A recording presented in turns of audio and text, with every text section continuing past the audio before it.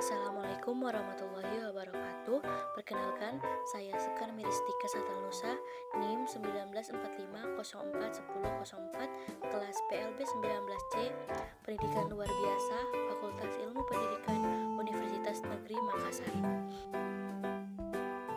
Cerebral palsy adalah gangguan motorik dan postural non-progresif dan juga umumnya menyebabkan disabilitas fisik yang berat pada anak. Cerebral palsy menggambarkan sekelompok gangguan permanen perkembangan gerakan dan postur tubuh, menyebabkan keterbatasan aktivitas yang dikaitkan dengan gangguan non-progresif yang terjadi di otak. Yang berikutnya yaitu klasifikasi cerebral palsy. Anak cerebral palsy dapat diklasifikasikan menjadi 3 tingkat, yaitu yang pertama, mild. Pada tingkat ini, anak bisa bergerak tanpa bantuan atau anak tidak memiliki keterbatasan dalam beraktivitas. Yang kedua yaitu moderate. Pada tingkat ini, anak membutuhkan alat bantu berupa brace, obat-obatan, dan teknologi adaptif dalam melakukan kegiatan. Yang ketiga yaitu pada tingkat ini, anak membutuhkan kursi roda dan memiliki tantangan yang berat dalam beraktivitas.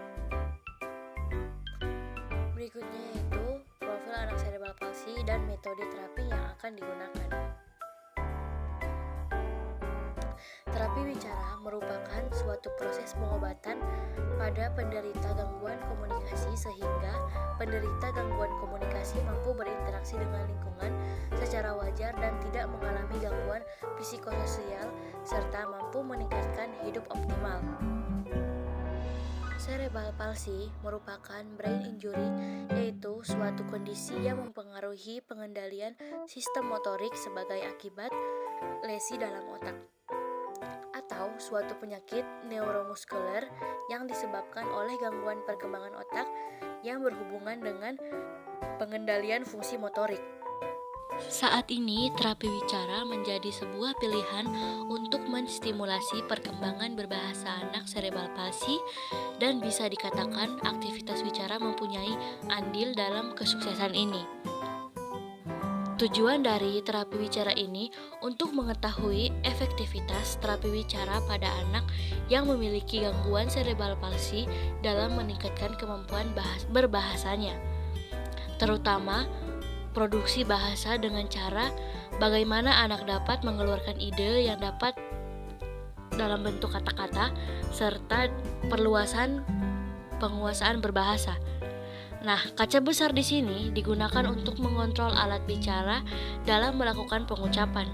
Bagi anak, dengan adanya sebuah cermin, mereka dapat melihat gerakan bibir dalam pengucapan vokal maupun konsonan, serta dapat meniru contoh gerakan alat bicara guru atau terapi. Mereka dapat mengontrol ucapan anak yang belum benar. Berikutnya yaitu pelaksanaan terapi. Yang pertama, posisikan anak dengan posisi duduk. Yang kedua, anak mengamati pantulan wajah dan mulut pada cermin. Yang ketiga, sarankan anak untuk membuka mulut sambil menyebutkan A, I, dan U. Yang keempat, bentuklah bibir dengan menjadi huruf O. Yang kelima, buatlah seperti tersenyum. Yang keenam, lakukanlah bergantian membentuk huruf O dan bibir seperti tersenyum seolah-olah mengucapkan O dan E. Yang ketujuh, tutup bibir seakan-akan mengucapkan M. Yang kedelapan, ucapkan ma dengan cepat. Yang kesembilan, tutup kedua bibir dengan rapat. Kemudian, kembungkan salah satu pipi dengan udara. Tahan selama beberapa detik dan kemudian keluarkan. Lakukanlah secara bergantian. Yang ke-10, julurkan lidah sejauh mungkin. Kemudian, cobalah untuk menyentuh dagu dan coba pula untuk menyentuh hidung. Yang ke-11 yaitu terapi ini bisa dilakukan selama 10-15 menit sehari. Sekian yang dapat saya sampaikan. Assalamualaikum warahmatullahi wabarakatuh.